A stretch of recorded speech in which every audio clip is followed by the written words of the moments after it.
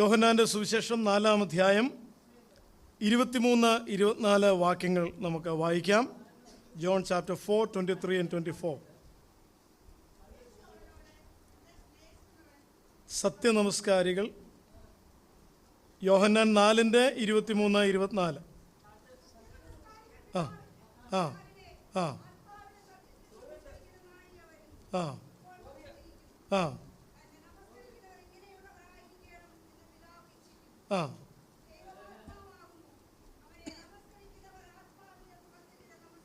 മതി. സത്യനമസ്കാരികൾ പിതാവിനെ ആത്മാവിലും സത്യത്തിലും നമസ്കരിക്കുന്ന നാഴിക വരുന്നു. 24-ാം വാക്യത്തിൽ പറയുന്ന ദൈവം ആത്മാവാകുന്നു, അവനെ നമസ്കരിക്കുന്നവർ ആത്മാവിലും സത്യത്തിലും നമസ്കരിക്കണം.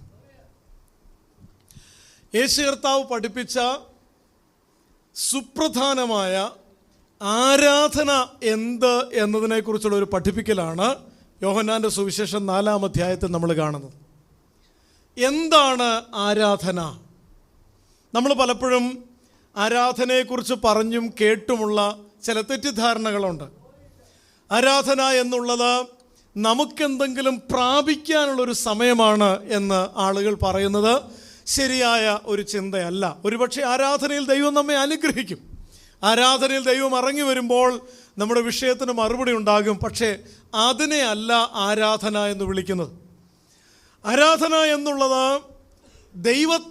ദൈവത്തിൻ്റെ മഹത്വത്തെ നാം തിരിച്ചറിഞ്ഞു കഴിയുമ്പോൾ നമ്മുടെ ഹൃദയത്തിൽ നിന്ന് ദൈവത്തോട് വരുന്ന സ്തുതിയും ആരാധനയുമാണ് യഥാർത്ഥ ആരാധന.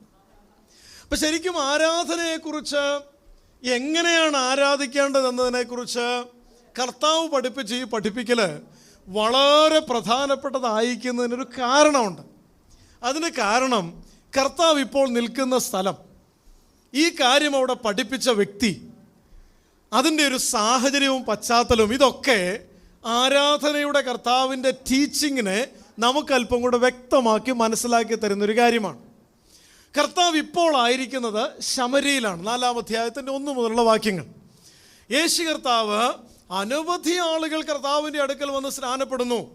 യോഹന്നാൻ സ്നാപകൻ എന്നൊരാൾ വന്ന് മനസ്സാന്തരത്തെക്കുറിച്ച് വിളിച്ചു പറഞ്ഞു. അത് കേട്ടിട്ട് ഒത്തിരി പേര് യോഹന്നാൻ്റെ അടുക്കൽ വന്നു. യോഹന്നാൻ അവരെ സ്നാനപ്പെടുത്തി. പക്ഷെ യോഹന്നാൻ സ്നാനപ്പെടുത്തിയതിനേക്കാളും കൂടുതൽ ആളുകൾ കർത്താവിൻ്റെ അടുക്കൽ വരുന്നു. ശിഷ്യന്മാർ അവരെ സ്നാനപ്പെടുത്തുന്നു. ഇത് പരീശന്മാർ കേട്ടപ്പോൾ അവർ തമ്മിൽ ഗൂഢാലോചന കഴിച്ചു. അവർ പറഞ്ഞു, ഇങ്ങനെ പോയാൽ എങ്ങനെയാ? ഈ മനുഷ്യനെ പിടിച്ചു കെട്ടണം. ഈ പോക്ക് പോയാൽ ഇവർ യഹൂദന്മാരെ മുഴുവനും മറിച്ചു കളയും. അങ്ങനെ ഒരു ഗൂഢാലോചന വരുന്നത് കർത്താവിൻ്റെ ചെവിയിലെത്തി.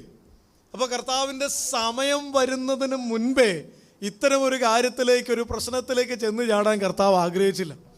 നേരെ കർത്താവ് ആ സ്ഥലത്തു നിന്നും മറ്റൊരു സ്ഥലത്തേക്ക് പോയത് ശമര്യ വഴിയായിരുന്നു. അവിടെ ശരിക്കും കർത്താവ് ആ ശമരിയിൽ ഒരു പ്രവൃത്തി ചെയ്യാൻ വേണ്ടി പോയതാണെന്നും കൂടെ ചിന്തിക്കുന്നതിലും അത്ഭുതമില്ല. നേരെ കർത്താവ് ആ വഴി യാത്ര നടന്ന് കർത്താവ് ക്ഷീണിച്ച് ഒരു കിണറിൻ്റെ ഉറവയുടെ അരികെയിരുന്നു. അവിടെ എഴുതി വച്ചിരിക്കുന്നത് ഇത് യാക്കോബിൻ്റെ ഉറവ. 4-ാം അധ്യായത്തിൽ അതിൻ്റെ 5-ാമത്തെ വാക്യത്തിൽ, അങ്ങനെ അവൻ സുഖാർ എന്നൊരു ശമര്യ പട്ടണത്തിൽ യാക്കോബ് തൻ്റെ പുത്രനായ യോസേഫിന് കൊടുത്ത നിലത്തിനരികെ എത്തി. അതായത് ഓർമ്മകൾ ഒത്തിരി നിറയുന്ന ഒരു സ്ഥലത്തേക്ക് കർത്താവ് ചെന്നു. ശമര്യ പട്ടണത്തിൽ ഒരു ഉറവുണ്ട്. ആ ഉറവിൻ്റെ പേര് യാക്കോബിൻ്റെ ഉറവെന്നാണ്. അതിനൊരു പശ്ചാത്തലം, ചരിത്ര പശ്ചാത്തലമുള്ളത്, യാക്കോബ് തൻ്റെ മകനായ യോസേഫിന് അവകാശമായി കൊടുത്തൊരു ഭൂമിയാണത്. നമ്മൾ ശരിക്കും അതിൻ്റെ ഒരു ചരിത്ര പശ്ചാത്തലം ഉൽപ്പത്തി പുസ്തകത്തിൽ 33-ാം അധ്യായത്തിൻ്റെ 18-ാമത്തെ വാക്യത്തിൽ വായിക്കുന്നുണ്ട്. യാക്കോബ് സമാധാനത്തോടെ തൻ്റെ ഭവനത്തിലേക്ക് മടങ്ങി വന്നപ്പോൾ ശമര്യ പട്ടണം, ഇങ്ങനെയൊരു പട്ടണം, ഷേഖേം എന്ന് പറഞ്ഞൊരു മനുഷ്യനിൽ നിന്ന് വിലയ്ക്ക് വാങ്ങിച്ചൊരു സ്ഥലമാണ് ഷേഖേം, അല്ലെങ്കിൽ സുഖാർ എന്നൊക്കെ വിളിക്കപ്പെടുന്ന ഈ സ്ഥലം. ഈ സ്ഥലം യാക്കോബിന് വളരെ സ്പെഷ്യലായിരുന്നു. കാരണം യാക്കോബ് തന്നെ സ്വന്തമാക്കിയൊരു സ്ഥലം എന്നുള്ളത് കൊണ്ട് അത് പിന്നീട് തൻ്റെ മകനായ യോസേഫിന് ഒരു സ്പെഷ്യൽ ഇൻഹെറിറ്റൻസ് ആയിട്ട് കൊടുത്തതാണ്. അത് പ്രത്യേകിച്ച് ഇവിടെ എഴുതിയിട്ടുകൊണ്ട് ഉൽപ്പത്തി പുസ്തകത്തിൽ നമ്മളത് വായിക്കുന്നുണ്ട്. ആ സ്ഥലം ഞാൻ നിനക്കും നിൻ്റെ മക്കൾക്കും അവകാശമായി തരുന്നു. അതുകൊണ്ടാണ് യോശുവയുടെ പുസ്തകം 24-ാം അധ്യായത്തിന് 32-ാമത്തെ വാക്യത്തിൽ പ്രത്യേകിച്ച് യോശുവ പറഞ്ഞു, ഈ മിസ്രൈമിൽ നിന്ന് പുറപ്പെട്ട് കനാൻ ദേശത്തേക്ക് ചെന്ന് കഴിയുമ്പോൾ നിങ്ങൾ എന്നെ ഇവിടെ അടക്കം ചെയ്ത് എൻ്റെ അസ്ഥിയൊക്കെ ശേഖരിച്ചേക്കണം. എന്നിട്ട് ഇത് എൻ്റെ അപ്പൻ എനിക്ക് അവകാശമായി തന്നൊരു സ്ഥലമുണ്ട്, ആ സ്ഥലത്ത് ചെന്ന് അവിടെ എന്നെ അടക്കം ചെയ്യണം. അവരതുപോലെ തന്നെ ചെയ്തു. ശേഖേമിൽ യോസേഫിൻ്റെ അസ്ഥികളെ അടക്കം ചെയ്തു. യോശുവയുടെ പുസ്തകം 24-ാം അധ്യായത്തിൽ 32-ാമത്തെ വാക്യം നമുക്ക് കാണാൻ പറ്റുന്നു. എന്ന് വെച്ചാൽ പറഞ്ഞു വരുന്നത്, നമ്മുടെ ജീവിതത്തിലെ ആരാധനയും ഇതും തമ്മിലൊരു ബന്ധമുണ്ട്. ശരിക്കും യഥാർത്ഥ ആരാധന എന്ത് എന്ന് കർത്താവ് പഠിപ്പിക്കുന്നത്, അവിടെ പ്രത്യേകിച്ച് അങ്ങനെ ഒരു പഠിപ്പിക്കലിൻ്റെ ഒരു സാഹചര്യം ഉണ്ടായത് യാക്കോബിൻ്റെ ഉറവിങ്കൽ കർത്താവ് ഇരുന്നത് കൊണ്ടായിരിക്കണം. ഇന്ന് നമ്മൾ ഒരുമിച്ച് ദൈവസ്ഥലായിരിക്കുമ്പോൾ നമുക്ക് ശരിക്കും കർത്താവിനെ ആരാധിക്കാൻ കഴിയുന്നത് എപ്പോൾ? നമ്മുടെയും ജീവിതത്തിൽ, നമ്മുടെയും മനസ്സിൽ ആരാധനകൾ നിറയുന്നത് ചിന്തകളും ഓർമ്മകളും ദൈവം നടത്തിയ വഴികളും ദൈവസന്നിധിയിൽ ഓർക്കുന്ന നിമിഷങ്ങളിലാണ്. സ്തോത്രം. നമ്മുടെയൊക്കെ ജീവിതത്തിലേക്കൊക്കെ തിരിഞ്ഞു നോക്കിയാലും നമുക്ക് പറയാൻ ഇതൊക്കെ തന്നെ ഉള്ളത്. നമ്മളെ വെട്ടിയെടുത്ത പാറയിലേക്ക്, നമ്മെ കുഴിച്ചെടുത്ത ഖനിയിലേക്ക് ഒന്ന് തിരിഞ്ഞു നോക്കുവാൻ. മെത്തഡിസ്റ്റ് മൂവ്മെൻ്റ് എന്ന് പറയുന്ന ഒരു വലിയ ഒരു നവീകരണ പ്രസ്ഥാനത്തിൻ്റെ ആരംഭകനായി ദൈവം ഉപയോഗിച്ച ജോൺ വെസ്ലി എന്നൊരു മനുഷ്യനുണ്ട്. ആ മനുഷ്യൻ്റെ ആരാധനയെക്കുറിച്ചുള്ള വളരെ അതിപ്രശസ്തമായ ഒരു പ്രസംഗമുണ്ട്. ആ പ്രസംഗത്തിൽ അദ്ദേഹം വിളിച്ചു പറയുന്നൊരു കാര്യം അദ്ദേഹത്തിൻ്റെ ഓർമ്മകളെക്കുറിച്ചാണ്. അദ്ദേഹം പറയുന്നത്, ഞാൻ ദൈവസ്ഥലിരിക്കുമ്പോൾ എൻ്റെ ഹൃദയത്തിൽ ആദ്യം ഞാൻ ചെയ്യുന്നത് ഓർമ്മകൾ നിറയ്ക്കാനൊരു പരിശ്രമം ചെയ്യും. അങ്ങനെ ചെയ്യുമ്പോൾ എൻ്റെ അന്യചിന്തകളെല്ലാം ഞാൻ മറന്നുപോകും.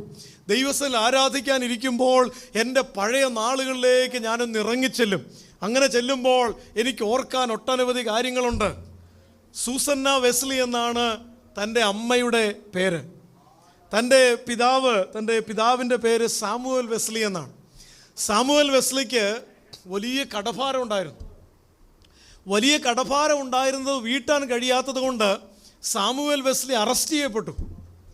അപ്പോൾ ഈ സൂസന്ന വെസ്ലിക്ക് ചർച്ചിൽ ആരാധന, ദൈവസന്നിധി, ഇത് മാത്രമേ ഉള്ളൂ ആശ്രയം. അതുപോലെ പട്ടിണിയാണ്. 19 മക്കളിൽ 10 മക്കൾ മരിച്ചുപോയി. 9 മക്കളുണ്ട്. ഈ 9 മക്കളെ പോറ്റി പുലർത്താൻ ഈ അമ്മ ഭയങ്കര കഷ്ടപ്പെടുകയാണ്. 9 മക്കളും ഈ അമ്മയും. പക്ഷേ ഈ സൂസന്ന വെസ്ലി ചെയ്ത ഒരു കാര്യം ചരിത്ര പ്രശസ്തമാണ്. സൂസന്ന വെസ്ലിക്ക് ഒരു കാര്യം മനസ്സിലായി, എനിക്കെൻ്റെ മക്കൾക്ക് കൊടുക്കാൻ സമ്പത്ത് ബാക്കിയില്ല, എനിക്കെൻ്റെ മക്കൾക്ക് കൊടുക്കാൻ വലിയ പാരമ്പര്യമോ പേരോ പ്രശസ്തിയോ ബാക്കിയില്ല, എനിക്കെൻ്റെ മക്കൾക്ക് കൊടുക്കാൻ ആത്മീയത ഉണ്ടെന്ന് ആ സഹോദരി തീരുമാനിച്ചു. ആ സഹോദരി ചെന്ന് ആരാധിക്കുന്ന ആ ചർച്ചിനകത്ത് ആ സഹോദരി നോക്കിയപ്പോൾ അവിടെ വന്നിരിക്കുന്ന ദൈവദാസനിൽ നിന്ന് കിട്ടുന്ന ദൈവവചനം ആ സഹോദരിക്ക് തൻ്റെ മക്കളോട് കണക്ട് ചെയ്യുന്നതായിട്ട് തോന്നിയില്ല. അങ്ങനെയും പലപ്പോഴും ഉണ്ടാകാം. പ്രസംഗങ്ങളും പഠിപ്പിക്കലുകളൊന്നും അങ്ങ് കണക്റ്റ് ആവുന്നില്ല. അപ്പോൾ സൂസന്ന വെസ്ലിക്ക് ഭയങ്കര ഭാരമുണ്ടായി. സൂസന്ന വെസ്ലി എന്ത് ചെയ്യുന്നറിയാവോ? എല്ലാ ദിവസവും വൈകുന്നേരം ഒരു കൃത്യസമയമുണ്ട്, ഒരു 6:30 മണി സമയം. ആ സമയം വരുമ്പോൾ തൻ്റെ 9 മക്കളെയും വീട്ടിന് മുമ്പിൽ വിളിച്ചിരുത്തും. സൂസന്ന വെസ്ലി അവർക്ക് വചനം പഠിപ്പിക്കും. അതായത് സൂസന്ന വെസ്ലിയുടെ മക്കള് പഠിക്കണമെന്ന് ആഗ്രഹിച്ചത്, ചർച്ചിൽ നിന്ന് താൻ പ്രതീക്ഷിച്ചത് കിട്ടാത്തത് താൻ തൻ്റെ മക്കൾക്ക് പഠിപ്പിച്ചു കൊടുക്കാൻ വേണ്ടി തൻ്റെ വീട്ടിൻ്റെ മുൻവശത്ത് താനൊരു ബൈബിൾ സ്റ്റഡി ആരംഭിച്ചു. വേറെ ആർക്കും വേണ്ടിയല്ല, 9 മക്കൾക്ക് വേണ്ടി. അത് അത്ര പ്രശസ്തമാകാൻ കാരണം ഈ ബൈബിൾ സ്റ്റഡി അയൽപക്കക്കാർ ശ്രദ്ധിക്കാൻ തുടങ്ങി. പതുക്കെ 2-3 സഹോദരിമാരും ചുമ്മാ വന്നിരിക്കും. ഇപ്പോൾ നമ്മളിവിടെയും കൊച്ചുങ്ങൾക്ക് ക്ലാസ് എടുക്കുമ്പോൾ മുതിർന്നവരും വന്നിരിക്കാറുണ്ട്.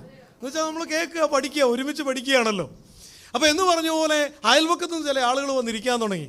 കുറച്ച് മാസങ്ങൾ അങ്ങ് കഴിഞ്ഞപ്പോഴേക്കും സൂസന്ന വെസ്ലിയുടെ ഈവനിങ് പ്രെയർ ആ നാട്ടിൽ പ്രശസ്തമായി. അവിടെ ഇരിക്കാനിടയില്ലാത്ത ആൾക്കാരായെന്നാണ് പറയുന്നത്. അപ്പം ജോൺ വെസ്ലി തൻ്റെ പ്രസംഗങ്ങൾ വിളിച്ചു പറയുന്നത്, ഞാൻ വിശുദ്ധിയെക്കുറിച്ച് പ്രസംഗിക്കുന്നുണ്ടെങ്കിൽ, ഞാൻ കർത്താവിൻ്റെ വരവിനെക്കുറിച്ച് പ്രസംഗിക്കുന്നുണ്ടെങ്കിൽ, പ്രായോഗിക ക്രിസ്തീയ ജീവിതത്തെക്കുറിച്ച് ഞാൻ പ്രസംഗിക്കുന്നുണ്ടെങ്കിൽ, എൻ്റെ അമ്മ അന്ന് കഷ്ടപ്പാടിന് നടുവിൽ വൈകുന്നേരം ഭക്ഷണം കഴിക്കാൻ ഞങ്ങൾക്കില്ലെങ്കിലും ഞങ്ങൾക്ക് വചനം ഭക്ഷിക്കാൻ ഇഷ്ടം പോലെ ഉണ്ടായിരുന്നു. അപ്പോൾ ജോൺ വെസ്ലി പറയുന്നത്, ഞാൻ ദൈവസ്ഥനിലേക്ക് ചെല്ലുമ്പോൾ എൻ്റെ ഓർമ്മകൾ ഞാൻ അങ്ങോട്ടൊന്ന് കൊണ്ടുപോകും. വയറ് നിറയ്ക്കുവാൻ ഭക്ഷണമില്ലാത്ത ആ ഭാരം വചനത്തിലൂടെ മറന്നുപോയ ദിവസങ്ങളെ ഞാൻ ഓർക്കും. അങ്ങനെ ഓർത്തു കഴിയുമ്പോൾ എൻ്റെ ഹൃദയത്തിൽ അറിയാതെ ആരാധന നിറഞ്ഞു വരും. ഇന്ന് പകൽ ഇവിടെ ഇരിക്കുന്ന ദൈവമക്കളെ, നമുക്ക് ആരാധിക്കാനൊരു കാരണമുണ്ട്, നമുക്ക് കൈകൊട്ടി പാടാനൊരു കാരണമുണ്ട്. കാലുകൾ ഏറെക്കുറെ വഴുതിപ്പോയെന്ന് വിചാരിച്ചപ്പോൾ, ഒരിക്കലും ഉയരില്ലോ എന്ന് വിചാരിച്ചപ്പോൾ, എൻ്റെ ദൈവം എനിക്ക് വേണ്ടി ഇറങ്ങി വന്ന അനുഭവങ്ങളെ എണ്ണിയാൽ തീരാത്ത നന്മകൾ, ചൊല്ലിയാൽ തീരാത്ത വൻകൃപകൾ. ഒരു ചോദ്യം ചോദിച്ചേ, ഈ ക്രിസ്തുവിനെ അറിഞ്ഞില്ലായിരുന്നെങ്കിൽ ഇന്ന് ഞാൻ എവിടെയായിരുന്നേനെ? ആമേൻ. ഈ ക്രിസ്തുവാണ് എൻ്റെ ജീവിതത്തിൻ്റെ ആധാരം. ഈ കർത്താവിനെ നടത്തിയ വഴികളാണ് എൻ്റെ ജീവിതത്തിൻ്റെ അടിസ്ഥാനം. ഇത് ഓർമ്മകൾ നിറഞ്ഞു വരുന്നിടത്താണ് യഥാർത്ഥ ആരാധന വെളിപ്പെടുക. ഈ വേദഭാഗം നമ്മളെ പഠിപ്പിക്കുന്ന പ്രധാനപ്പെട്ട ഒരു കാര്യം, അവിടെ പ്രത്യേകിച്ച് എന്തിനാണ് അങ്ങനെ എഴുതി വച്ചിരിക്കുന്നത്? ഞാൻ വിചാരിക്കുവാണ്, അത് എഴുതിയപ്പോൾ യോഹന്നാനെ ദൈവം അത് എഴുതാൻ ഉപയോഗിച്ചപ്പോൾ അവിടെ എല്ലാം ഒന്നും വിശദീകരിച്ചിട്ടില്ല. പക്ഷെ എന്തുകൊണ്ടാണ് യോഹന്നാൻ പ്രത്യേകിച്ച് അവിടെ പരിശുദ്ധാത്മാവ് രേഖപ്പെടുത്തിയത്? യാക്കോബിൻ്റെ ഉറവിനരികെ ഇരുന്നു, യോസേഫിന് അവകാശം കൊടുത്ത് ആ സ്ഥലത്തിരുന്നു എന്നൊക്കെ പ്രത്യേകിച്ച് എഴുതിയിരിക്കുന്നതിൻ്റെ കാരണം എനിക്ക് തോന്നുന്നത്, ഈ ശിഷ്യന്മാർ ഭക്ഷണം വാങ്ങിക്കാൻ വേണ്ടി പട്ടണത്തിലേക്ക് പോയപ്പോൾ അവർ തിരിച്ചു വന്ന് അവരൊരുമിച്ചൊക്കെ ഇരുന്നപ്പോൾ കർത്താവ് പറഞ്ഞു കാണും, ഈ ഉറവിനെക്കുറിച്ച് നിങ്ങൾക്ക് എന്ത് തോന്നുന്നു? അപ്പോൾ അതിലൊരാൾ പറഞ്ഞു, ഇതാണല്ലോ യാക്കോബിൻ്റെ ഉറവ്. അവരൊരുമിച്ച് യാക്കോബിൻ്റെ ജീവിതാനുഭവങ്ങൾ അയവിറക്കി. അവരൊരുമിച്ച് അവിടെ ഇരുന്നുകൊണ്ട് യോസേഫിന് യാക്കോബ് കൊടുത്ത അവകാശമാണല്ലോ എന്നൊക്കെ ഓർത്തു. നമുക്കും ഒരു ചരിത്ര പശ്ചാത്തലം ഉണ്ടെന്ന് നമ്മൾ ഓർക്കണം. സ്തോത്രം. ദാവീദ് ഒരിക്കൽ ഇങ്ങനെ പറഞ്ഞു, തന്നെ ദൈവം എല്ലാ പ്രതിസന്ധികളിലും വിടുവിച്ച് കൊണ്ടുവന്നപ്പോൾ, ശമൂവേലിന്റെ പുസ്തകം അവസാന അധ്യായങ്ങൾ നമ്മൾ വായിക്കുന്നുണ്ട്, എൻ്റെ ദൈവം എൻ്റെ പാറയാണെന്നാണ് ദാവീദ് പറഞ്ഞു. എന്നെ പലപ്പോഴും ചിന്തിച്ചിട്ടുള്ളൊരു കാര്യമാണ്. യെശയ്യാ പ്രവാചകൻ ആ പാറയെക്കുറിച്ച് ഇങ്ങനെ പറയുന്നുണ്ട്, ഭയങ്കരന്മാരുടെ ചീറ്റൽ മതിലിന് നേരെ ഉയർന്നു വരുമ്പോൾ നീ എളിയവന് ഒരു ദുർഗവും ഒരു വൻ പാറയുടെ തണലുമാകുന്നു. എത്ര വലിയ കൊടുങ്കാറ്റ് വന്നാൽ ഒരു വൻ പാറയുടെ തണലിലേക്ക് നിന്നാൽ ആ കൊടുങ്കാറ്റ് നമുക്ക് ഭയപ്പെടേണ്ട കാര്യമില്ല. ഇത്രയും വലിയ പാറയെ കുലുക്കാൻ ആ കൊടുങ്കാറ്റിന് ശക്തിയില്ല.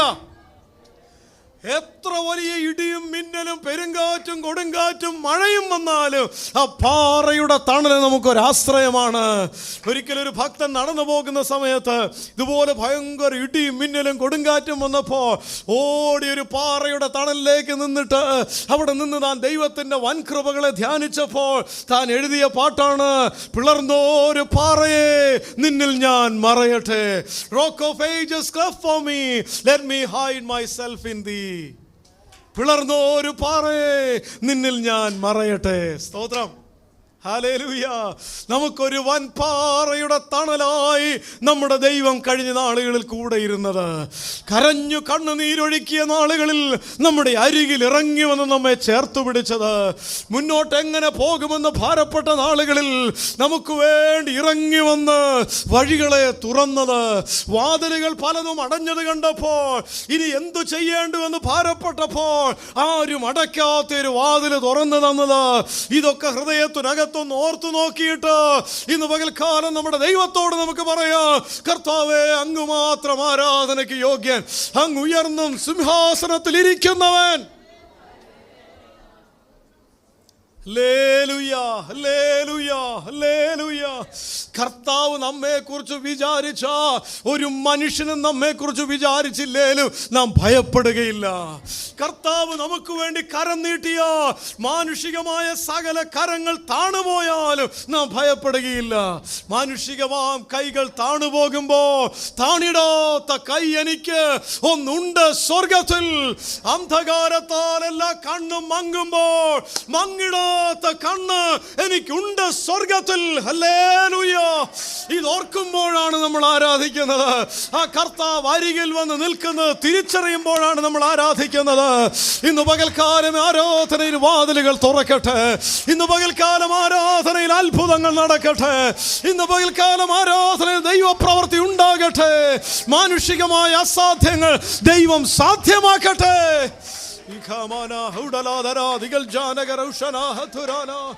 Hallelujah, hallelujah, hallelujah. യാക്കോബിന്റെ ഉറവ് ഓർപ്പിക്കുന്നത് മടക്കി വരുത്തുന്ന ഒരു ദൈവത്തെക്കുറിച്ചാണ്. യാക്കോബിന്റെ ഉറവ് ഓർപ്പിക്കുന്നത് ഊഷര ഭൂമിയിൽ നീരുറവ് തുറക്കാൻ കഴിയുന്ന ഒരു ദൈവത്തെയാ. യാക്കോബിന്റെ അവകാശം ഓർപ്പിക്കുന്നത് ഓടിപ്പോകേണ്ട സ്ഥാനത്തു നിന്ന് തമ്പുരാന്റെ സമയത്ത് കൃത്യമായ പദ്ധതികൾ ഒരുക്കി ദൈവം മടക്കിക്കൊണ്ടുവന്ന ചരിത്രമാണ്. ചില സ്ഥലങ്ങൾ അങ്ങനെയാ, ഓർമ്മകൾ ഒത്തിരി കയറി വരും. അങ്ങനെയുള്ള സ്ഥലങ്ങൾ നമുക്കെല്ലാം ഉണ്ടെന്ന് ഞാൻ വിശ്വസിക്കുകയാണ്. കുറേ നാളുകൾക്ക് മുമ്പ് ഞാൻ പഠിച്ച സെമിനാരിയിൽ ഞാൻ പോയപ്പോൾ എൻ്റെ മനസ്സിൽ ഒത്തിരി ഓർമ്മകൾ വന്നു. അന്ന് ആ സെമിനാരി ചാപ്പലിൽ നിൽക്കുന്ന സമയത്ത്, അവിടുത്തെ ചാപ്പലിലെ സ്റ്റുഡൻസിനോട് സംസാരിച്ചുകൊണ്ടിരിക്കുന്ന സമയത്ത് അതിലൊരു സ്റ്റുഡൻ്റ് എഴുന്നേറ്റ് എന്നോട് ചോദിച്ചു, ദൈവത്തോട് കൂടുതൽ അടുക്കാൻ എന്ത് ചെയ്യണം? ഞങ്ങൾ ആത്മീയരല്ലെന്നൊന്നും ഞങ്ങൾ പറയുന്നില്ല, ഇച്ചിരിയും കൂടെ കൂടുതൽ അടുക്കാൻ എന്ത് ചെയ്യണം? ഞാൻ ആ മകനോട് പറഞ്ഞു, നീ ഇരിക്കുന്നതിൻ്റെ 3 റോ അപ്പുറത്ത് ആ ബെഞ്ചിലാണ് ഞാൻ സ്ഥിരമായിട്ടിരുന്നുകൊണ്ടിരുന്നത്.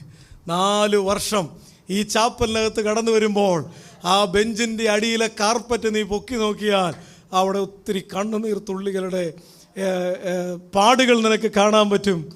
അതാണ് എന്നെ ആത്മീയമായി വളർത്തിയത്. ഈ ചാപ്പലിൽ നിന്ന് ഇരുകരങ്ങളും സ്വർഗത്തിലേക്ക് ഉയർത്തി ഞാൻ ഒത്തിരി കരഞ്ഞിട്ടുണ്ട്. അങ്ങനെയാണ് ഞാൻ ആത്മീയമായി വളർന്നത്. അവിടെ ചെല്ലുമ്പോൾ അതെല്ലാം മനസ്സിലേക്ക് ഓർമ്മകളായിട്ട് വരും. അവിടെ താഴേക്ക് കുന്നിൻ്റെ താഴേക്ക് ഇറങ്ങണം. താഴേക്ക് ഇറങ്ങി ചെല്ലുമ്പോൾ ഒരു ക്ലാസ് മുറിയുണ്ട്. ഞാനും ദൈവവും തമ്മിൽ കൂടിക്കാണുന്ന ഇടമായിരുന്നു അത്. അവിടെ നിന്ന് ഒത്തിരി പ്രാർത്ഥനകൾക്ക് എനിക്ക് മറുപടി ലഭിച്ച സ്ഥലമായിരുന്നു അത്. അങ്ങോട്ട് കയറി ചെല്ലുമ്പോൾ എന്തെന്നില്ലാത്തൊരു അനുഭവമാണ്. നമ്മുടെയൊക്കെ ജീവിതത്തിൽ ഇതുപോലത്തെ സ്ഥലങ്ങൾ ഉണ്ടായിരിക്കട്ടെ.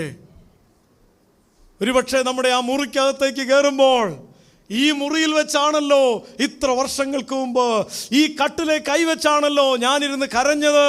അന്നെൻ്റെ ദൈവം എനിക്ക് വേണ്ടി ഇറങ്ങി വന്ന് ആ ദൈവപ്രവൃത്തി. ഇങ്ങനെയൊക്കെ ചില സ്ഥലങ്ങളുണ്ട്. ആ സ്ഥലങ്ങൾ നമ്മളെ ഓർപ്പിക്കുന്നത് തമ്പുരാന്റെ നടത്തിപ്പിനെ കുറിച്ചാണ്.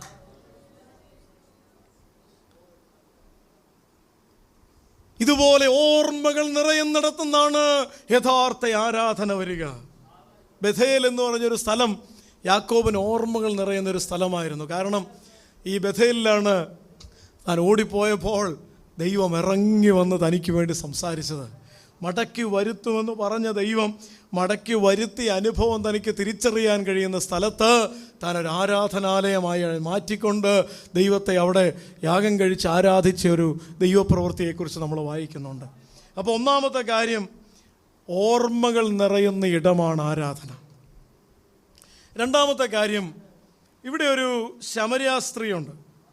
ശമര്യാ സ്ത്രീ പ്രത്യേകിച്ച് യഹൂദന്മാരെ സംബന്ധിച്ച് അവർ ശമര്യക്കാരെ അംഗീകരിക്കത്തില്ല.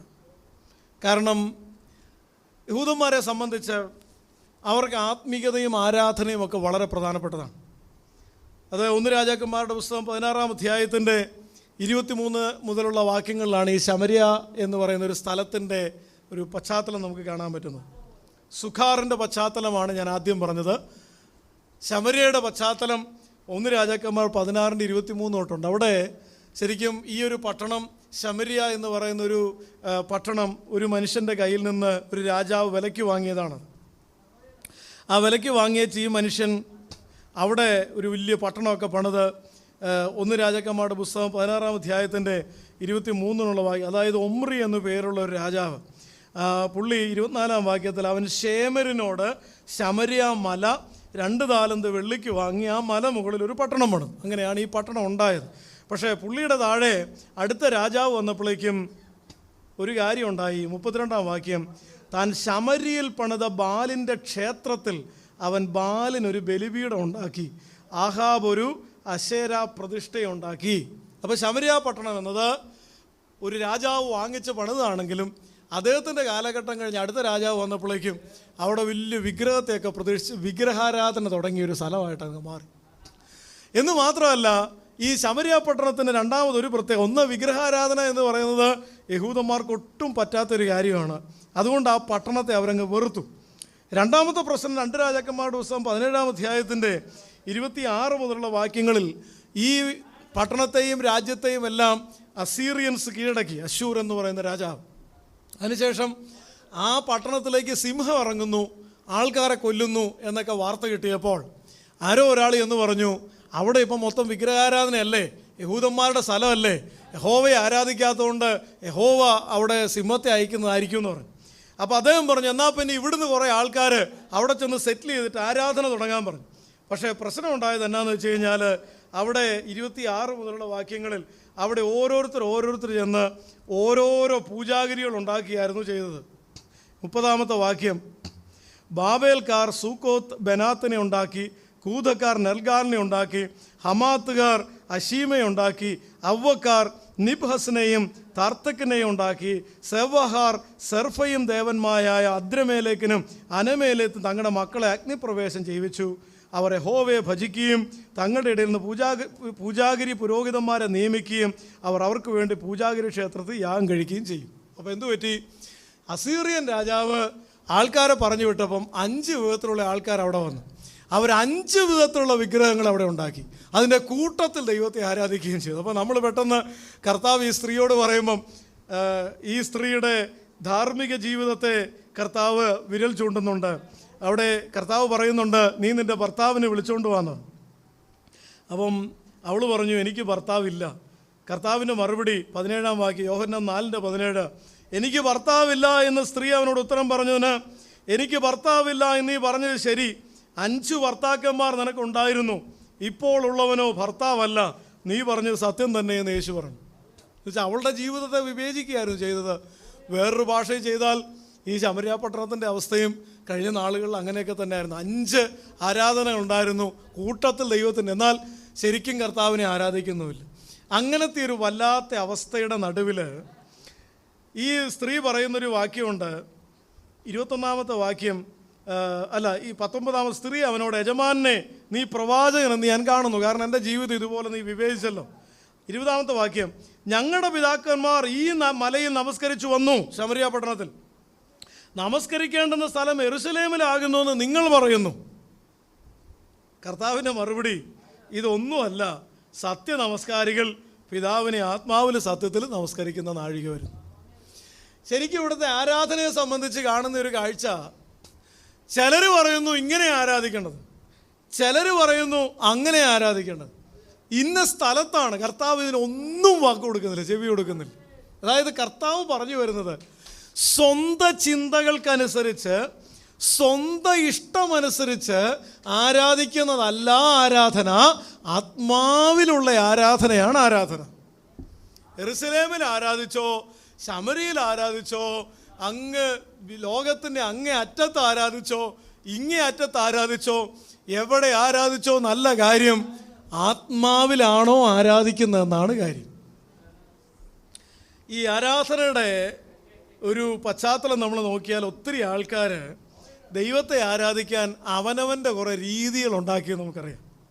ഇപ്പോൾ ചില ചർച്ചകളെ നമ്മൾ എടുത്തു കഴിഞ്ഞാൽ ഈ കുറേ കാര്യങ്ങളിങ്ങനെ അച്ചടിച്ച് വെച്ചിരിക്കുക. അപ്പോൾ ഈ അച്ചടിച്ച് വെച്ചിരിക്കുന്ന കാര്യങ്ങൾ ഇങ്ങനെ വായിച്ചുകൊണ്ടിരിക്കും. അതിൻ്റെ നടുവിൽ നിൽക്കുക, നമുക്ക് തോന്നും, എൻ്റെ ദൈവമേ ഇത് എന്തുവാ ഇത്, ഒരു ജീവനില്ലല്ലോ, മൊത്തം അച്ചടിച്ചത് ഇങ്ങനെ പറഞ്ഞുകൊണ്ടിരിക്കുന്ന, അതൊരു അക്ഷരത്തിൻ്റെ ആരാധനയാണല്ലോ, അതിനകത്തൊരു ആത്മാവിൽ ആരാധിക്കാനും ദൈവത്തെ ഒന്ന് ഹൃദയം കൊണ്ട് അടുത്ത് ചെല്ലാനും ഒരു വേദി ഇല്ലല്ലോ എന്ന് നമ്മൾ പലപ്പോഴും പരിതപിക്കാറുണ്ട്. ചില ആളുകളൊക്കെ ദൈവത്തെ സത്യത്തിൽ ആരാധിക്കുന്നെന്ന് പറയുകയും സ്വന്തം ഇഷ്ടങ്ങൾക്കനുസരിച്ച് ജീവിക്കുകയും ചെയ്യുന്ന ആൾക്കാർക്കും ഇതേ പ്രശ്നമുണ്ട്. അവരുടെ ആരാധന ചുമ്മാ അധരത്തിൽ നിന്ന് വരുന്ന ആരാധന, ഹൃദയത്തിൽ നിന്ന് വരുന്നതല്ല. യെശയ്യാ പ്രവാചകൻ പറയുന്നുണ്ട്, ഈ ജനം എന്നെ അധരം കൊണ്ട് ബഹുമാനിക്കുന്നു, ഹൃദയം കൊണ്ട് അവർ എന്നിൽ നിന്നും ദൂരെ പോയിരിക്കുന്നു. സ്വന്തം ഇഷ്ടപ്രകാരം ജീവിക്കുകയും അതേസമയം ദൈവത്തെ ആരാധിക്കുകയും ചെയ്യുന്ന ഒരു സ്വന്തം ഇഷ്ടപ്രകാരമുള്ള ജീവിതത്തിൽ നിന്ന് വരുന്ന ആരാധന ദൈവത്തിന് ഇഷ്ടമല്ല. ഞാൻ 1-2 ഉദാഹരണങ്ങൾ നിങ്ങളുടെ മുമ്പിൽ വയ്ക്കാം. മലാഖി പ്രവചനം അതിൻ്റെ 2-ാം അധ്യായത്തിൽ, പഴയ നിയമത്തിലെ അവസാന പുസ്തകമാണ് മലാഖി പുസ്തകം. 2-ാം അധ്യായത്തിലേക്ക് വരുന്നതിന് മുമ്പേ 1-ാം അധ്യായത്തിൻ്റെ 10-ാം വാക്യമാണ് പ്രശ്നം. 1-ാം അധ്യായത്തിൻ്റെ 10-ാം വാക്യം, നിങ്ങൾ എൻ്റെ യാഗപീഠത്തെങ്കിൽ വെറുതെ തീ കത്തിക്കാതിരിക്കേണ്ടതിന് നിങ്ങളിൽ ആരെങ്കിലും വാതിലടച്ച് കളഞ്ഞാൽ കൊള്ളായിരുന്നു. എനിക്ക് നിങ്ങളിൽ പ്രസാദമില്ല എന്ന് സൈന്യങ്ങളുടെ യഹോവ അരുളി ചെയ്യുന്നു. നിങ്ങളുടെ കയ്യിൽ ഞാൻ വഴിപാട് കൈക്കൊള്ളുകയുമില്ല. അത് ആരാധന നടക്കുന്നുണ്ട്, പക്ഷേ ദൈവത്തിന് ഈ ആരാധന ഒട്ടും ഇഷ്ടമല്ലെന്ന് ദൈവം തന്നെ പറയുക. ആരാധിക്കാൻ ഇന്നയാളിങ്ങോട്ട് കയറി വരുമ്പോൾ ആ വാതിലങ്ങ് അടച്ചിട്ടേരെ, പുള്ളി അങ്ങോട്ട് കയറ്റണ്ടെന്നാണ് പറയുന്നത്. കാരണം എന്നാണെന്നറിയാമോ? 2-ാം അധ്യായത്തിൻ്റെ 10-ാമത്തെ വാക്യം, നമുക്കെല്ലാവർക്കും ഒരു പിതാവല്ലോ ഉള്ളത്, ഒരു ദൈവം തന്നെയല്ലോ നമ്മളെ സൃഷ്ടിച്ചത്. നമ്മുടെ പിതാക്കന്മാരുടെ നിയമത്തെ അശുദ്ധമാക്കേണ്ടതിന് നാം അന്യോന്യം ദ്രോഹം ചെയ്യുന്നത് എന്തിന്? എന്തുകൊണ്ടാണ് ആരാധിക്കാൻ വരുമ്പോൾ കഥ കടച്ച് കളഞ്ഞ ആ പുള്ളി അങ്ങോട്ട് കയറ്റണ്ടെന്ന് പറയുന്നത്? അന്യോന്യം ദ്രോഹം ചെയ്തിട്ടാണ് ആരാധിക്കാൻ വരുന്നത്. അങ്ങനെ ആരാധിക്കുന്ന ആളുടെ ആരാധന എനിക്ക് വേണ്ടെന്ന കർത്താവ് പറയുന്നത്. 2-ാം അധ്യായത്തിൻ്റെ 13-ാമത്തെ വാക്യം, രണ്ടാമത് നിങ്ങൾ ഇങ്ങനെ ചെയ്യുന്നു, യഹോവയിന് വഴിപാട് കടാക്ഷിക്കുകയോ നിങ്ങളുടെ കയ്യിൽ നിന്ന് പ്രസാദമുള്ളത് കൈക്കൊള്ളുകയോ ചെയ്യാതെ വണ്ണം നിങ്ങൾ അവൻ്റെ യാഗപീഠത്തെ കണ്ണുനീർ കൊണ്ടും കരച്ചിൽ കൊണ്ടും ഞരക്കം കൊണ്ടും മൂടിക്കളയുന്നു. എന്നാൽ നിങ്ങളത് എന്തുകൊണ്ടെന്ന് ചോദിക്കുന്നു. യഹോവ നിനക്കും നീ അവിശ്വസ്തത കാണിച്ചിരിക്കുന്ന നിന്റെ യൗവനത്തിലെ ഭാര്യയ്ക്കും മധ്യ സാക്ഷിയായതുകൊണ്ട് തന്നെ. കുടുംബജീവിതത്തിൽ ധാർമ്മികത സൂക്ഷിക്കുന്നില്ല. ജീവിത പങ്കാളിയോട് അവിശ്വസ്തത കാണിച്ചിട്ട് ആരാധിക്കാൻ വരുന്ന ആരാധനയുടെ ആ പുള്ളി ആരാധിക്കാൻ വരുമ്പം ആ വാതിലങ്ങ് അടച്ചു കളഞ്ഞേരെ. ജീവിത പങ്കാളിയോട് അവിശ്വസ്തത കാണിച്ചിട്ടുള്ള ആരാധന എനിക്ക് വേണ്ട. 17-ാമത്തെ വാക്യം, നിങ്ങൾ നിങ്ങളുടെ വാക്കുകളാൽ യഹോവയെ മുഷിപ്പിക്കുന്നു. എന്താ പ്രശ്നം? ദോഷം പ്രവർത്തിക്കുന്നതിന് ദൈവം ഇഷ്ടമുള്ളവനാണ്, നന്മ ചെയ്യുന്നതിനോട് ദൈവം പ്രസാദിക്കുന്നില്ല എന്നൊക്കെ പറഞ്ഞ് ദൈവത്തിനെതിരെ പിറുപിറുത്തിട്ട് ആരാധിക്കാൻ വരികയാണ്. അങ്ങനെ ആരാധിക്കാൻ വരുന്നവരുടെ ആരാധന എനിക്ക് വേണ്ട കേട്ടോ. അതായത് അവരെ ഇവരെ നോക്കിയേ, തെറ്റുകളിലും പാപങ്ങളിലും ജീവിക്കുന്നവർ കുറേ നന്മ കിട്ടുന്നു, ബാക്കിയുള്ള നിഷ്കളങ്കമായി ജീവിച്ചിട്ട് എനിക്ക് ദൈവം നന്മ തരുന്നില്ല. ദൈവത്തോട് പിറുപിറുക്കുക, എന്നിട്ടാണ് നീ പരിശുദ്ധൻ എന്നൊക്കെ പറഞ്ഞ് ആരാധിക്കാം. അങ്ങനെയുള്ളവരുടെ ആരാധന എനിക്ക് വേണ്ട. എത്ര ശക്തമായ വാക്കുകൾ അല്ലേ? സ്തോത്രം. കർത്താവിൻ്റെ സ്റ്റാൻഡേർഡ് നമ്മുടെയൊക്കെ സ്റ്റാൻഡേർഡിൽ നിന്ന് എത്ര ദൂരെയാണ്. വളരെ കട്ട് ആൻഡ് ഷോർട്ടാണ്. കർത്താവ് വളരെ കൃത്യമായിട്ടുള്ള നിലപാടുകളാണ് പറയുന്നത്. ഇനി ഒരു ഉദാഹരണം കൂടെ ഞാൻ നിങ്ങളുടെ മുമ്പിൽ വയ്ക്കാം. സങ്കീർത്തനങ്ങൾ 51-ാം അധ്യായത്തിൻ്റെ 51-ാം സങ്കീർത്തനത്തിന് അധ്യായമെന്നല്ല പറയുന്നത് കേട്ടോ. സങ്കീർത്തനങ്ങൾ നമ്പർ അനുസരിച്ചാണ് പറയുന്നത്. 51-ാം സങ്കീർത്തനം എന്നാണ്. ഓരോ സങ്കീർത്തനം ഓരോ യൂണിറ്റാണ്, സെപ്പറേറ്റ് ആണ്. അതുകൊണ്ട് കുഞ്ഞുങ്ങൾ വാക്യം പറയുമ്പോൾ ശ്രദ്ധിക്കണം. സാംസ് ചാപ്റ്റർ എന്ന് പറയുന്നതിനേക്കാളും സാംസ് നമ്പർ എന്ന് പറയാൻ ശ്രദ്ധിക്കണം. 51-ാം സങ്കീർത്തനത്തിൻ്റെ 19-ാമത്തെ വാക്യം പറയുന്നത്, അപ്പോൾ നീ നീതിയാഗങ്ങളിലും ഹോമയാഗങ്ങളിലും സർവാംഗ ഹോമങ്ങളിലും പ്രസാദിക്കും. അപ്പോൾ നീ ആരാധന സ്വീകരിക്കും. എപ്പോൾ?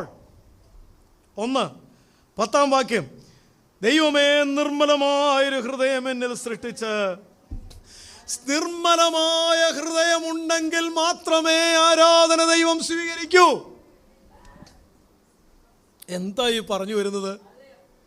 അതായത് എൻ്റെ ഹൃദയത്തിൽ അകൃത്യം കരുതിയിരുന്നെങ്കിൽ കർത്താവ് കേൾക്കയില്ലായിരുന്നു. ദൈവസന്നിധി വന്ന് ദൈവമേ അങ്ങ് പരിശുദ്ധനാകുന്നു, ദൈവമേ അങ്ങ് സർവശക്തനാകുന്നു, ദൈവമേ അങ്ങ് മഹോന്നതനാകുന്നു എന്ന് പറഞ്ഞ് ഞാൻ പ്രാർത്ഥിക്കുകയും ആരാധിക്കുകയും ചെയ്യുമ്പോൾ എൻ്റെ ഹൃദയത്തിൻ്റെ അകത്ത് എവിടെയെങ്കിലും ഒരു അശുദ്ധി ഉണ്ടെങ്കിൽ, അഴുക്കുണ്ടെങ്കിൽ, ഇരുട്ടുണ്ടെങ്കിൽ എൻ്റെ ആരാധന ദൈവത്തിന് വേണ്ടെന്നാണ് അതിൻ്റെ അർത്ഥം. 12-ാമത്തെ വാക്യം, നിന്റെ രക്ഷയുടെ സന്തോഷം എനിക്ക് തിരികെ തരണമേ, മനസ്സൊരുക്കമുള്ള ആത്മാവിനാൽ എന്നെ താങ്ങണമേ. എന്ന് വെച്ചാൽ മനസ്സിൻ്റെ അകത്ത് സന്തോഷമില്ലെങ്കിൽ, മനസ്സിൻ്റെ അകത്ത് ആത്മാവിൻ്റെ ഒരുക്കമില്ലെങ്കിൽ, പരിശുദ്ധാത്മാവിന് നമ്മുടെ ഹൃദയത്തിൽ ചലിക്കുവാൻ കഴിയുന്നില്ലെങ്കിൽ, നമ്മുടെ ചിന്തകളെയും നമ്മുടെ ഭാഷയെയും നമ്മുടെ സംഭാഷണത്തെയും നമ്മുടെ ജീവിതത്തെയും പരിശുദ്ധാത്മാവിന് നിയന്ത്രിക്കുവാൻ കഴിയുന്നില്ലെങ്കിൽ നമ്മുടെ ആരാധന ദൈവത്തിന് വേണ്ട എന്നുള്ളതാണ് അതിൻ്റെ അർത്ഥം. 17-ാമത്തെ വാക്യം, ദൈവത്തിൻ്റെ ഹനനയാങ്ങൾ തകർന്നിരിക്കുന്ന മനസ്സ്, തകർന്നും നുറുങ്ങിയുമിരിക്കുന്ന ഹൃദയത്തെ ദൈവമേ നീ നിരസിക്കുകയില്ല. ഹൃദയ തകർച്ചയില്ലാത്ത ആരാധന ദൈവത്തിന് വേണ്ട. എന്താണ് തകർന്ന മനസ്സ്? തകർന്ന മനസ്സെന്ന് പറഞ്ഞാൽ, അപ്പാ അങ്ങില്ലെങ്കിൽ എനിക്കൊരു ജീവിതം ഇല്ലെന്ന് പറയാൻ. കർത്താവേ, എൻ്റെ ഹൃദയം മുഴുവനും ദൈവ സാന്നിധ്യം ഇല്ലെങ്കിൽ എനിക്ക് നിലനിൽക്കാൻ കഴിയില്ലെന്ന് പറയാൻ. എൻ്റെ ഭാരങ്ങളാൽ ഞാൻ തകർന്നിരിക്കുകയാണ്, അങ്ങൻ്റെ കൂടെ ഇല്ലെങ്കിൽ എനിക്ക് നിലനിൽക്കാൻ കഴിയില്ലെന്ന് പറയാൻ. കർത്താവിൻ്റെ സന്നിധിയിൽ നിന്ന് അകന്നു പോകുന്ന ഒരു നിമിഷം പോലെ ഹൃദയത്തിൽ മുറിപ്പാടുണ്ടാക്കുന്ന അളവിൽ അത്രയും ലോലമായ, സെൻസിറ്റീവായ, തകർന്നും നുറുങ്ങിയുമുള്ള ഒരു ഹൃദയം. ഒരു തെറ്റ് ചെയ്താൽ, ഒരു നുണ പറഞ്ഞാൽ, ഒരു പാപം പ്രവർത്തിച്ചാൽ, ഒരശുദ്ധി സംഭവിച്ചാൽ അടുത്ത സെക്കൻഡിൽ ഹൃദയത്തിൽ ആഴമായ മുറിവുണ്ടാകുന്ന അത്രയും തകർന്ന ഒരു മനസ്സ്. അങ്ങനെ ഉള്ള ഒരു ആരാധനയാണ് ദൈവത്തിന് വേണ്ടിയത്. അപ്പം എന്ന് വെച്ചാൽ, അവിടെ ആരാധിക്കണമെന്ന് ഒരാളും ഇവിടെ ആരാധിക്കണമെന്ന് അടുത്തയാളും പറയുന്നു. ഇതൊക്കെ അക്ഷരത്തിൻ്റെ ആരാധനയാണ്. ഇന്ന സ്ഥലത്ത് ആരാധിക്കണമെന്ന് പറയുന്നു. അതൊന്നും ശരിയായ ആരാധനയല്ല, മാനുഷികമായ ചിന്തകളുടെ ആരാധനയാണ്. ഒരു ഭാഗത്ത് മാനുഷികമായ ചിന്തകൾ നിയന്ത്രിക്കപ്പെടുകയും അതേസമയം ആരാധിക്കാൻ പറ്റുകയും ചെയ്യുന്നതിനകത്തൊരു പ്രശ്നമുണ്ട്. 3-ാമത്തെ അവസാനത്തെ ഭാഗം ഇതാണ്.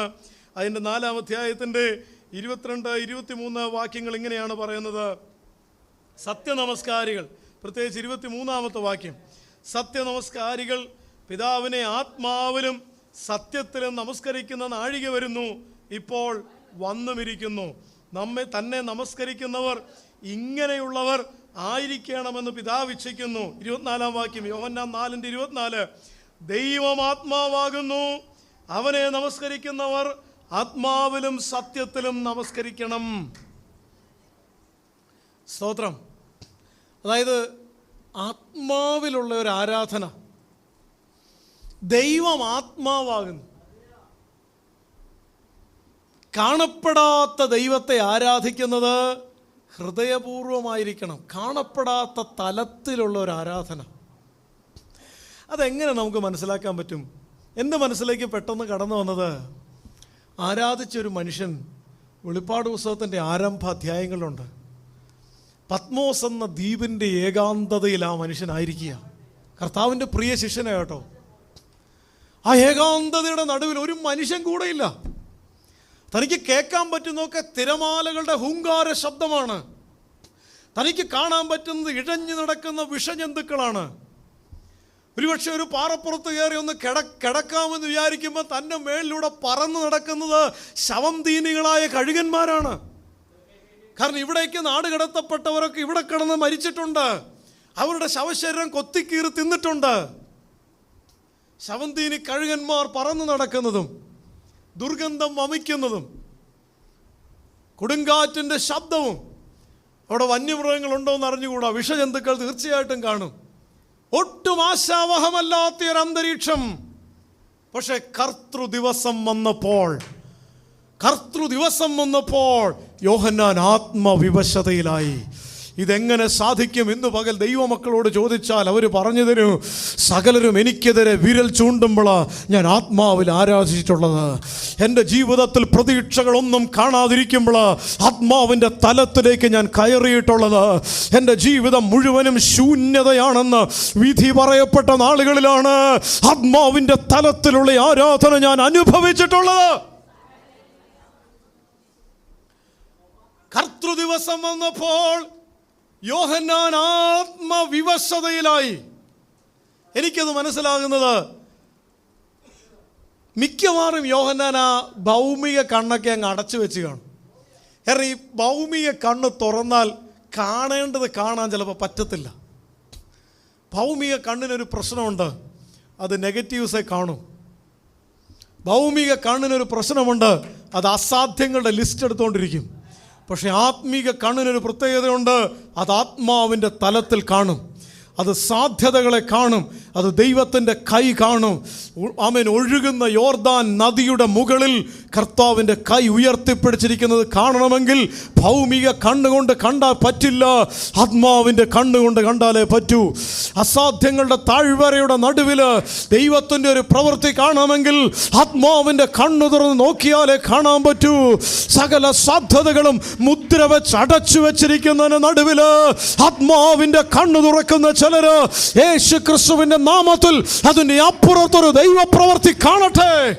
Hallelujah, hallelujah. അന്ധകാരം നിറഞ്ഞു കിടക്കുന്ന നിന്റെ ജീവിതത്തിന്റെ ചുറ്റും ഭാവി ഇരുളടഞ്ഞെന്ന് വെല്ലുവിളിക്കുന്ന വെല്ലുവിളിയുടെ ചുറ്റും അതിന്റെ അപ്പുറത്ത് സർവശക്തനായവൻ ഇറങ്ങി വരുന്നത് കാണുമോ? ആ വിശ്വാസത്തിന്റെ കണ്ണ് ഇന്ന് പകലൊന്ന് തുറന്നു പിടിക്കുക. Hallelujah, hallelujah. ഭൗമികമായി കാണാനുള്ളതിനെല്ലാം, ആ കാണാനുള്ള കാഴ്ചകളെല്ലാം തൻ്റെ ഭൗമിക കണ്ണുകളങ്ങ് ഇറുക്കി അടച്ചേച്ച് യോഹന്നാൻ തൻ്റെ ആത്മാവിൻ്റെ തലത്തിലേക്ക് കയറി. ആത്മാവിനൊരു തലമുണ്ട്, ആ തലത്തിൽ ചില കാഴ്ചകൾ കാണും, ചില കേൾവികൾ കേൾക്കും. എന്താ താൻ കേൾട്ടതെന്നറിയാമോ? ഒരു നാദം തൻ്റെ പുറകിൽ തന്നോട് സംസാരിക്കുന്ന ഒരു നാദം. മനോഹരമായൊരു മ്യൂസിക്, തൻ്റെ പുറകിലൊരു മ്യൂസിക്. സത്യത്തിൽ താൻ കേൾക്കേണ്ടത് തിരമാലകളുടെ ഹുങ്കാര ശബ്ദം, വന്യമൃഗങ്ങളുടെ അലർച്ച, ആമേൻ, സ്തോത്രം, ആമേൻ, ശവന്തീനി കഴുകന്മാർ ഉണ്ടാക്കുന്ന ഒച്ച. ഇത് കേൾക്കേണ്ട കാതുകൾ ഒരു സംഗീതം കേൾക്കുന്നു. ഇന്ന് പകൽ ഞാൻ വിശ്വസിക്കുന്നു, ഹല്ലേലൂയ, നെഗറ്റീവ്സ് മാത്രം കേട്ട് കേട്ട് തഴമ്പിച്ച നിന്റെ കാതുകൾ ആത്മാവിൻ്റെ തലത്തിലേക്ക് നീ കയറുമ്പോൾ ഇന്നേ വരെ കേട്ടിട്ടില്ലാത്ത സ്വർഗീയ സന്തോഷത്തിൻ്റെ വാക്കുകൾ ദൈവത്തിൻ്റെ പരിശുദ്ധാത്മാവ് സംസാരിക്കുന്നത് ആ കാതുകളിൽ മുഴങ്ങട്ടെ. ചില പ്രാർത്ഥനാ മുറികളിൽ ഇതുപോലത്തെ ആത്മാവിന്റെ നാദം കേൾക്കുവാൻ ചില കാതുകളെ പരിശുദ്ധാത്മാവ് തുറക്കട്ടെ.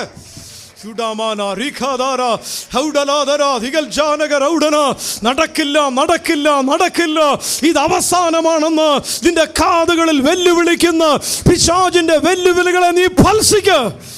അധികാരമുള്ള കർത്താവിന്റെ നാമത്തിൽ ആത്മാവിന്റെ തലത്തിലേക്ക് ഒന്ന് ഉയർന്നുവോ. Thank you Jesus, thank you Jesus, hallelujah. തന്നോട് സംസാരിക്കുന്ന, താൻ തിരിഞ്ഞപ്പോൾ കണ്ടത് 7 നിലവിളക്കുകളും, നിലവിളക്കുകളുടെ നടുവിൽ നിലയങ്കി ധരിച്ചവൻ, ഭാരത്ത് പൊൻകച്ച കെട്ടിയവൻ, എന്ന് വെച്ചാൽ അധികാരമുള്ളവൻ, നിലവിളക്കളുടെ നടുവിൽ നിൽക്കുന്നവൻ. 7 സഭകളുടെ നടുവിൽ ഒരുവൻ ഉണ്ടെന്ന് കർത്താവ് യോഹന്നാന് കാണിച്ചു കൊടുത്തു. എന്നിട്ട് പറഞ്ഞു, ഈ 7 നിലവിളക്കൾ 7 സഭകളാകുന്നു, അതിൻ്റെ നടുവിൽ ഞാനുണ്ട്. നിന്നെ ഇങ്ങോട്ട് നാട് കടത്തിയെന്ന് വെച്ച് സഭകൾ അനാഥരാകത്തില്ല. കാരണം നിന്റെ അല്ല സഭ, എൻ്റേതാണ് സഭ. ഞാനാണ് എൻ്റെ സഭയെ നയിക്കുന്നത്. അതുകൊണ്ട് ഞാൻ അവരുടെ നടുവിലുണ്ട്. ഇന്ന് പകൽക്കാലം ദൈവവൈതലേ, നീ പ്രതീക്ഷ അർപ്പിച്ച ആളുകൾ നിന്റെ മുൻപിൽ കാണാനില്ലെങ്കിലും, നീ കൊതിക്കുന്ന ചില സഹായ ഹസ്തങ്ങൾ നിന്റെ മുൻപിൽ കാണാനില്ലെങ്കിലും, നിലവിളക്കുകളുടെ നടുവിൽ നിൽക്കുന്ന ഒരുവനെ നീ കാണുമോ? അധികാരത്തിന്റെ കച്ച ധരിച്ചവൻ ഇറങ്ങി വന്നിട്ട് പറയുക, യോഹന്നാനേ, നീ ഭയപ്പെടണ്ട. ഇതാ ആത്മാവിലുള്ള ആരാധനയിൽ സംഭവിക്കുന്നത്. ഞാൻ ആദ്യനും അന്ത്യനുമാകുന്നു, ഞാൻ ആൽഫയും ഒമേഗയുമാകുന്നു. മരണത്തിൻ്റെയും പാതാളത്തിൻ്റെയും താക്കോലിതാ എൻ്റെ കയ്യിലുണ്ട്. ആ ആരാധന കഴിഞ്ഞ് യോഹന്നാൻ എഴുന്നേറ്റൊരു പുതിയ മനുഷ്യനായിട്ടാ. ആത്മാവിലുള്ള ആരാധന എങ്ങനെയാണ് നമുക്ക് മനസ്സിലാക്കാൻ പറ്റുക? ഭൗമികതയുടെ തലത്തിൽ നിന്നൊരൽപ്പം മാറിയിട്ട് ആത്മാവിൻ്റെ തലത്തിലുള്ള കാഴ്ചകളിലേക്കും കാഴ്ചപ്പാടുകളിലേക്കും ദർശനങ്ങളിലേക്കും കയറി വരുന്ന ഒരാരാധനയാണ് ആത്മാവിൻ്റെ ആരാധന.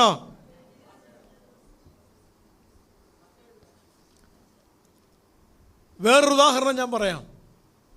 ഒരു ഭക്തനെ പിടിച്ച് ന്യായാധിപ സംഘത്തിൻ്റെ മുൻപ് നിർത്തി. ആ ഭക്തൻ്റെ പേര് സ്തെഫാനോസ്. ഒരാൾ ഇവിടുന്ന് ഒരു ചോദ്യം അങ്ങോട്ട് ചോദിക്കും, അതിന് ഉത്തരം പറയുന്നതിന് മുമ്പേ അടുത്ത ആൾ ഇപ്പുറത്തുനിന്നൊരു ചോദ്യം ചോദിക്കും. അതിന് മറുപടി പറയാൻ സമ്മതിക്കാതെ മൂന്നാമത്തെ ഒരു വിധി പ്രഖ്യാപനം അങ്ങോട്ടാണ്. തന്നെ വട്ടമിട്ട് വളഞ്ഞിട്ട് ആക്രമിക്കുക, ഉത്തരം മുട്ടിക്കുക. ഈ മനുഷ്യൻ എന്ത് ചെയ്യുന്നറിയോ? അവിടെ നിന്നുകൊണ്ട് അവൻ ആത്മാവിലായി. ആ ആളുകൾ നോക്കിയപ്പോൾ അവൻ്റെ മുഖം ഒരു ദൈവദൂതൻ്റെ മുഖം പോലെ പ്രകാശിക്കുന്നത് കണ്ടു. വിധി പ്രഖ്യാപനം നടത്തുന്ന ഒരു സമൂഹത്തിൻ്റെ നടുവിൽ ദൈവവൈതലെ നിന്റെ മുഖം ഒരു ദൂതനെ പോലെ പ്രകാശിക്കും. എപ്പോഴാണെന്നറിയാമോ? ഭൗമിക തലങ്ങൾക്കപ്പുറത്തേക്ക് വളർന്ന് കയറി വരാൻ ഒരാത്മാവിൻ്റെ തലം നീ പരിശീലിക്കുമ്പോൾ. സ്തോത്രം, സ്തോത്രം, സ്തോത്രം, സ്തോത്രം. ആത്മാവിനുള്ള ആരാധന എന്ന് പറയുന്നത് ആത്മാവിൻ്റെ തലത്തിലേക്ക് കയറി വരുന്ന ഒരു അനുഭവമാണ് ദൈവമക്കളെ. ഇത് തന്നെയാണ് യാക്കോബിനും അനുഭവമായി ഉണ്ടായിരുന്നത്. ലൂസെന്ന ആ തെരുവിൽ കിടന്ന് രാത്രിയിൽ താനൊരു ദർശനമാണ് കാണുന്നത്. താൻ കാണുന്ന ദർശനത്തിൽ ആത്മാവിൻ്റെ തലത്തിലൊരു ഭയങ്കര മാറ്റം തനിക്കുണ്ടായി. താൻ ഒരു സ്വപ്നം കണ്ട് എന്താ കണ്ടതെന്ന് മറന്നു പോകുന്ന അങ്ങനെയൊന്നും അല്ല അവിടെ സംഭവിച്ചത്. കണ്ണു തുറന്ന് നോക്കിയപ്പോൾ ആ ഇരുട്ടിൻ്റെ സ്വോത്ര ആ കാഠിന്യത്തെ കീറി മുറിച്ചുകൊണ്ടൊരു പ്രകാശം. താൻ ഇച്ചിരിയും കൂടെ സൂക്ഷിച്ചു നോക്കിയപ്പോൾ ഒരു ഗോവേണിയാണ്. ഹല്ലേലൂയ! ഇവിടെ വെച്ച് തീർന്നെന്ന് പറയുന്നിടത്ത് ഇതാ ചവിട്ട് പടികളാണ് കയറി വരുന്നത്. ആ ഗോവേണിയിലൂടെ കയറുന്നത് ദൂതന്മാരാണ്. തൻ്റെ പ്രാർത്ഥനകളും തൻ്റെ വിഷയങ്ങളും അങ്ങോട്ട് കൊണ്ട് കൊടുക്കുകയാണ്. അതിൻ്റെ മുകളിൽ സർവശക്തനായ ദൈവം നിൽക്കുകയാണ്. എന്നിട്ട് തന്നോട് അരുളി ചെയ്യുകയാണ്, നീ പോയതുപോലെ മടങ്ങി വരും, ഞാൻ നിന്നെ മടക്കി കൊണ്ടുവരും, ഞാൻ നിന്റെ കൂടെ ഇരിക്കും. ഭൗമികമായി പ്രതീക്ഷിക്കാൻ സാഹചര്യം ഒന്നുമില്ലയോ? ഭൗമികമായി പ്രത്യാശ വയ്ക്കുവാൻ സാഹചര്യം ഒന്നുമില്ലയോ? ആത്മാവിൻ്റെ തലത്തിലെ കണ്ണു തുറന്ന് നീ കാണ്. ചില ചവിട്ടുപടികൾ ദൈവം ഒരുക്കിയിട്ടുള്ളത്. അതിൻ്റെ മുകളിൽ സാക്ഷാൽ തമ്പുരാൻ കർത്താവ് നിനക്ക് വേണ്ടി നിന്നുകൊണ്ട് നിനക്ക് വേണ്ടി ചിലത് കൽപ്പിക്കുന്നത്, അരുളി ചെയ്യുന്നത് അത് കാണണമെങ്കിൽ ഭൗമിക മണ്ഡലത്തിലെ ആരാധന പോരാ, ആത്മാവിൻ്റെ തലത്തിലെ ആരാധന വേണം. ഈ ദിവസങ്ങളിൽ നമ്മുടെ ആരാധന മുറികൾ ആത്മാവിൻ്റെ തലത്തിലേക്കൊന്ന് മാറട്ടെ. ഈ ദിവസങ്ങളിൽ നിന്റെ പ്രാർത്ഥനാ മുറികളിൽ ആത്മാവിൻ്റെ ചൈതന്യം ഒന്ന് വ്യാപരിക്കട്ടെ. ഈ ദിവസങ്ങളിൽ നീ മുഴങ്കാലിരിക്കുമ്പോൾ ആത്മാവിന്റെ സാന്നിധ്യം അവിടെ നിറഞ്ഞിട്ട് മറ്റൊരു തലത്തിലേക്ക് ദൈവം ചിലരെ കൊണ്ടുപോകുന്ന ദിവസങ്ങളാകട്ടെ. ഒരു സാധാരണ ആരാധനയെ കവിയുന്ന അസാധാരണമായ ചില അനുഭവങ്ങൾ ദൈവം നമുക്ക് നൽകട്ടെ. കർത്താവിനോടൊത്തുള്ള നടപ്പ്, കർത്താവിന്റെ ശബ്ദം കേൾക്കുന്ന അനുഭവം, ദൈവശക്തി മൺകൂടാരത്തിൽ വ്യാപരിക്കുന്ന അനുഭവം, ബലഹീനതയെ തികഞ്ഞു വരുന്ന ശക്തമായ ദൈവ സാന്നിധ്യം അത് അനുഭവിക്കുന്ന ആത്മാവിന്റെ തലങ്ങൾ തുറന്നു വരട്ടെ. യേശു ക്രിസ്തുവിന്റെ നാമത്തിൽ ചിലർ ഇത് പ്രാപിക്കട്ടെ.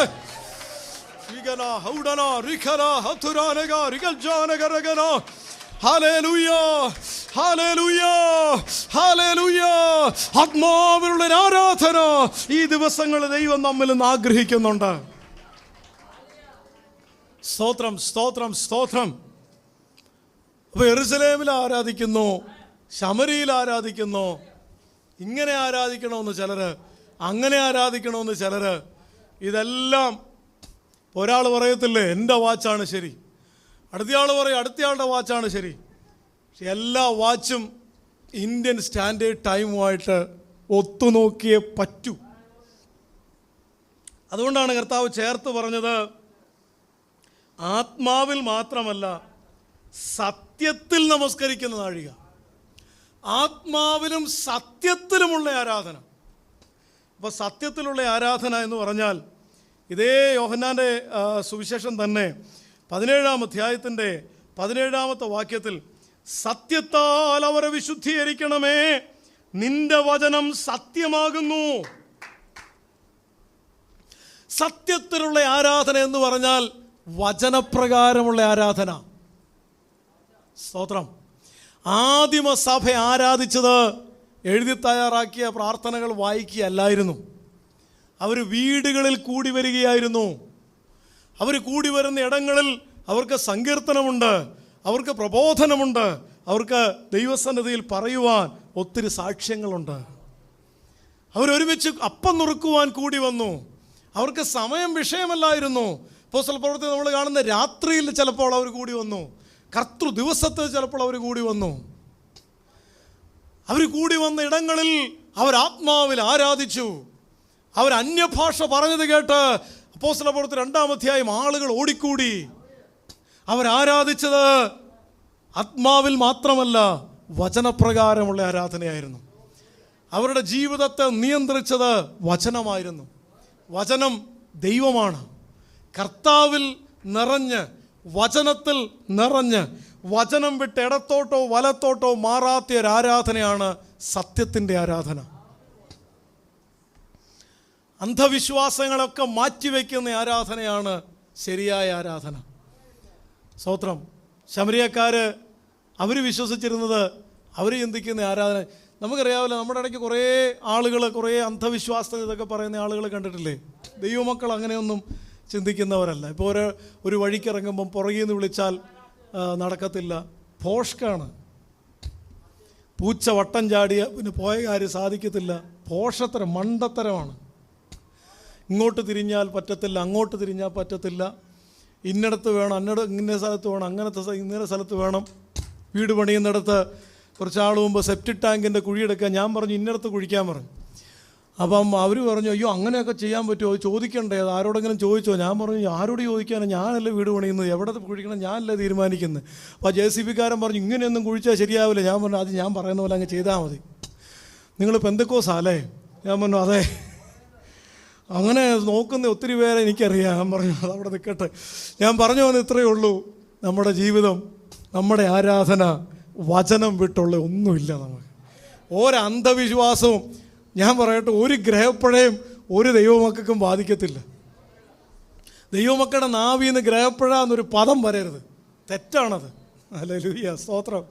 അതുകൊണ്ട് അന്ധവിശ്വാസങ്ങളുള്ളൊരു ജീവിതം വേറെ, സത്യത്തിലുള്ളൊരു ജീവിതം വേറെ, വചനപ്രകാരമുള്ളൊരു ജീവിതം വേറെ, ലോകപ്രകാരമുള്ള ജീവിതം വേറെ, മാനുഷികമായൊരു ജീവിതം വേറെ, വചനം പറയുന്നൊരു ജീവിതം വേറെ, ജഡപ്രകാരമുള്ള ജീവിതം വേറെ, ആത്മാവിലുള്ള ജീവിതം വേറെ.